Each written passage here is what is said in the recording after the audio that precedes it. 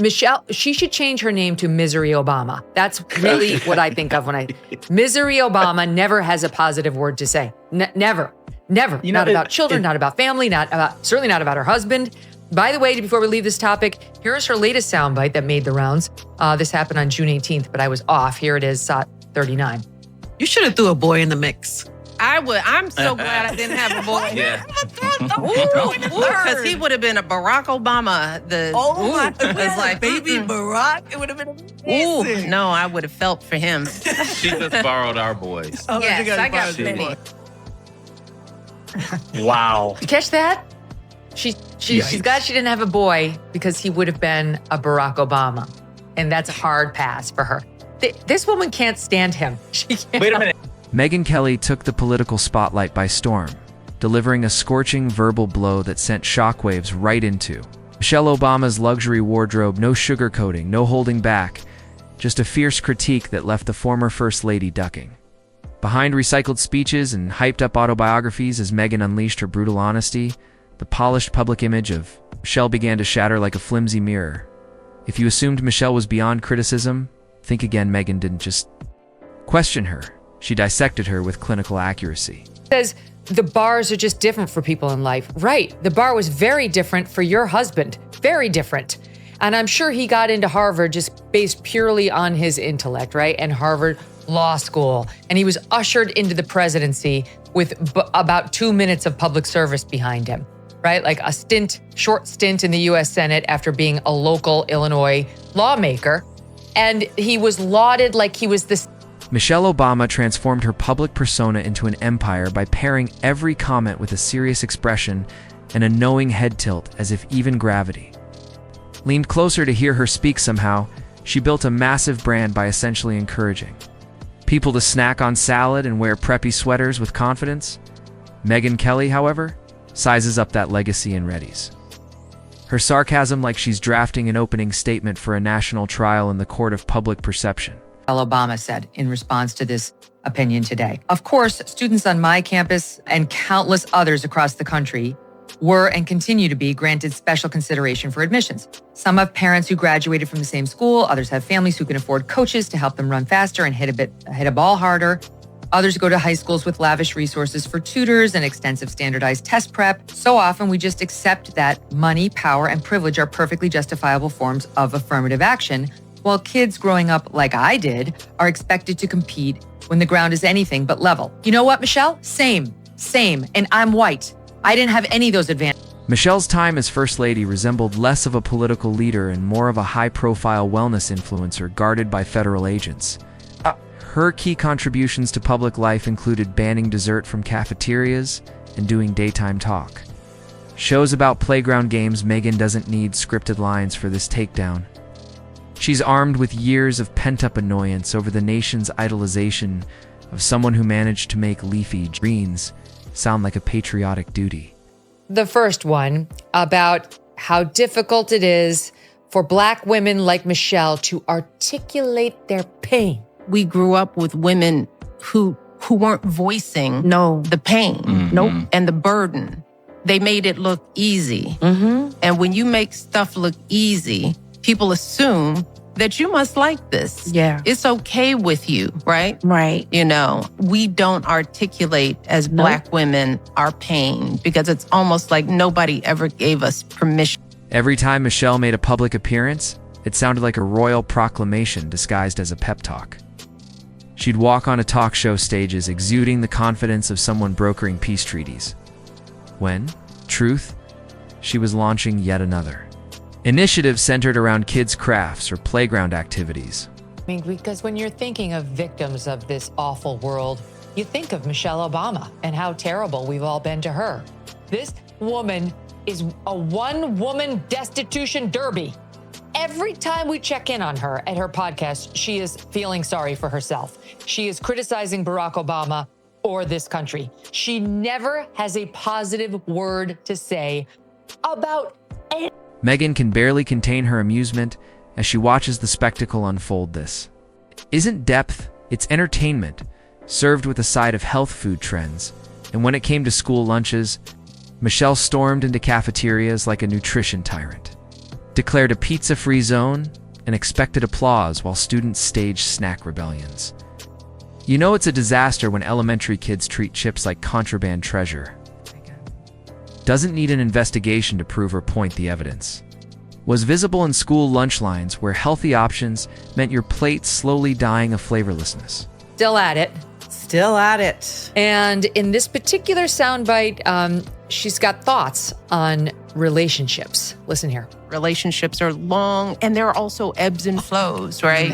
So I think sometimes people who date don't realize that, in long-term relationships, you're gonna have deep dips, and you're gonna have a bad year. You're gonna have I tell people, and folks think that this is harsh. It's like you're gonna have a bad decade. Yeah.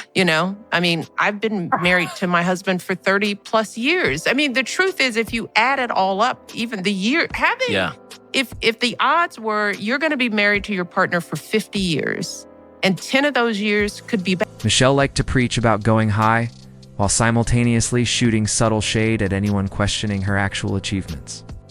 Megyn sees through it. Michelle's rise wasn't based on tangible accomplishments, but on media fawning over every move. She made a simple wave, became a headline on graceful leadership, a glance turned into viral. Strength under pressure. Megyn can't help but wonder if America crowned a fashion icon simply for mastering the art of accessorizing. And then there was the memoir billed as a profound life guide, but really a glamorous collection of basic self. Help tips. The stadium-sized book tour felt more like a pop concert with crowds cheering for someone whose main message boiled down to stay hydrated and ignore haters. Megyn isn't impressed by inspirational Instagram quotes wrapped in a hardcover, and the reluctant celebrity narrative. Please, Michelle adored the limelight, grabbing every media opportunity like it was her favorite workout class. Megyn sees the entire brand for what it is, a moral superiority complex dressed up in designer belts. You'd sign up for it. You'd sign up for it. You'd sign up for it. Right. And that's really how it works out. Is it, Michelle? It's not. I've been married for 17 and a half years, and not one was bad. I think she and he married the wrong people. I think you're 100% right. This is only her third episode. I can't think of anybody I would go to for advice less than Michelle Obama. She really doesn't know what she's talking.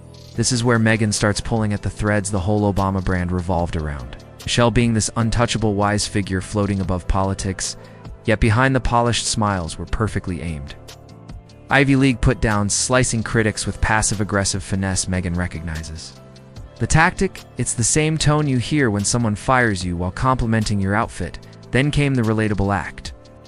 Michelle, addressing working moms from multi-million-dollar venues while pretending to share their struggles as if raising children in the White House equates to suburban life near a freeway, and when Michelle lectures about saving the planet from private jets, Megyn rolls her eyes at the irony. Next example was when she went on this other guy's podcast, Jay Shetty. She goes and sits down with him, and he asks her, what are you afraid of? And she starts off by saying, well, it's not, my fears aren't for me. I think about the streets. My fears aren't for me. Well, in this current climate for me, it's, what's happening to immigrants. I mean, I travel in a 4-car motorcade after all. I'm Michelle Obama. But she actually says this. And then she says, but, I worry for my girls because, not that much because they are sort of recognizable, but I'm worried about. Let's not ignore the overblown title obsession. Sure, she was First Lady, but judging from her media portrayal, you'd think Michelle invented womanhood itself. Every talk became a mini-documentary, every appearance a full-blown TED Talk. Megyn can see through the PR machinery, pumping out glossy tributes faster than executive orders were signed. Post-White House life wasn't quiet reflection for Michelle. It became a sprawling media franchise built on packaging authenticity for profit where others wrote. Memoirs. Michelle launched a brand empire, turning her life into binge-worthy streaming content. Her popularity didn't come from hard political debate. It came from projecting unchallengeable opinions shielded by charm. Megyn came prepared with facts, not fanfare, and no amount of soft focus camera work is going to scare her off. And on a podcast called Diary of a CEO. It's kind of rings a bell like a founder kind of situation. And once again, wants you to know how awful it is to be married with children. There are just many natural reasons why marriage, infertility, trying to have kids makes things difficult. It's like I try to tell couples, of course it's hard. Just listen to what I said, right? Like, it's probably, if you're having some issues in your marriage, it's not you, it's the process of marriage. Michelle's legacy now shines like a polished illusion, where even her errors are recast as feminist triumphs. When she micromanaged lunch menus, it was reframed as empowerment. When she stumbled on speeches, it was celebrated as raw authenticity. Megyn shreds this myth with ease. Sometimes mistakes are just mistakes. Sometimes power isn't revolutionary, it's commercialized influence dressed up in luxury branding. Michelle's famous arms have been analyzed more than entire foreign conflicts. Praised as if her biceps enacted national reform, Megyn finds it laughable. Fitness matters, but let's not pretend doing push-ups equates to transformative governance. Michelle's activism stayed well within safe lines. Championing popular causes without risking any political backlash, Megyn knows the formula: loudly promote agreeable messages. Pose for photo ops and call it change its politics on mute with yoga studio aesthetics. Their party does not appear to be Michelle Obama. So far, no. She got no percentages whatsoever as the leader of the party, which is interesting because think of all the buzz around her when we thought Joe had to step down after that June debate. He's got to go. Could it be Kamala? Well, she's not going to win. What about Michelle? Oh, would she do it? She was one of the main names, if not the main name, mentioned. But now nobody sees her as a party leader. And apparently Michelle Obama does not see herself as a party leader, because when she talks about like her time in the White House, Barack running, it's all negative on this new podcast. I mean, it's exactly what we thought. That it's very clear she hated being first lady. She hated being in Washington. She doesn't like the fact that Barack was president. I mean, she just has nothing but negative things. Megyn finds it comical that people shelled out hundreds just to hear Michelle recycle the same advice their grandmothers. Embroidered on throw pillows, this isn't courage, it's comfort dressed up with. Motivational slogans Michelle didn't dismantle.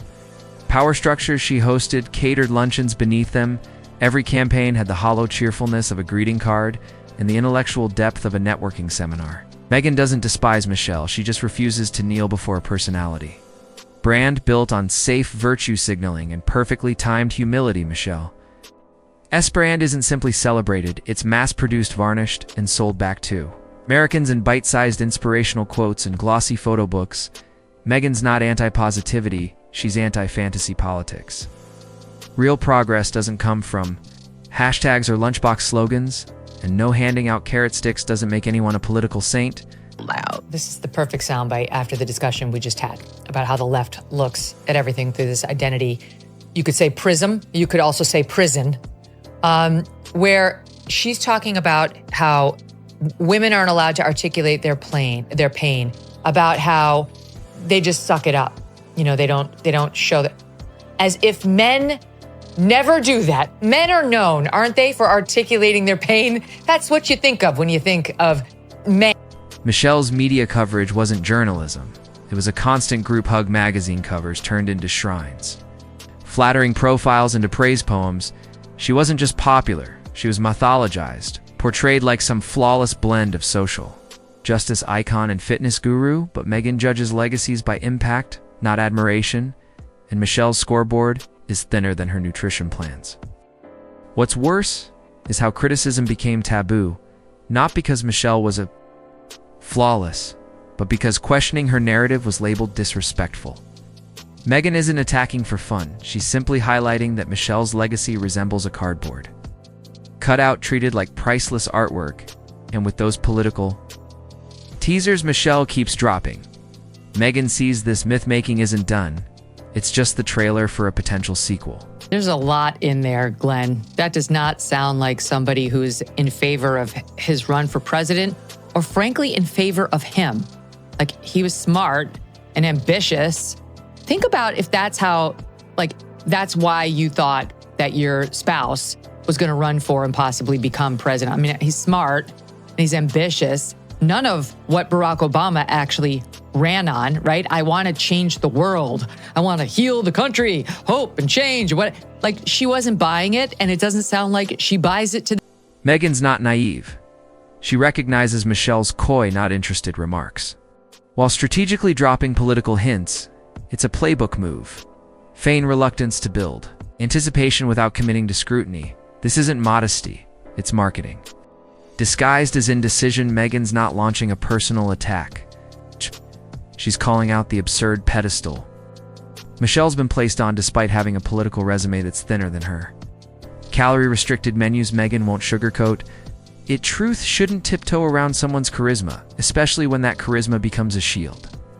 And if Michelle's camp thinks this critique is over, they're wrong. The curtains might fall, but Megyn's only getting started. While Michelle strolls through red carpets and elite gatherings, sprinkling vague empowerment slogans, Megyn watches like it's a theater production titled How to Say Nothing and gets standing ovations. People cheer not because of substance, but out of habit, and Megyn's here to remind everyone that behind the glitter, there's not much gold.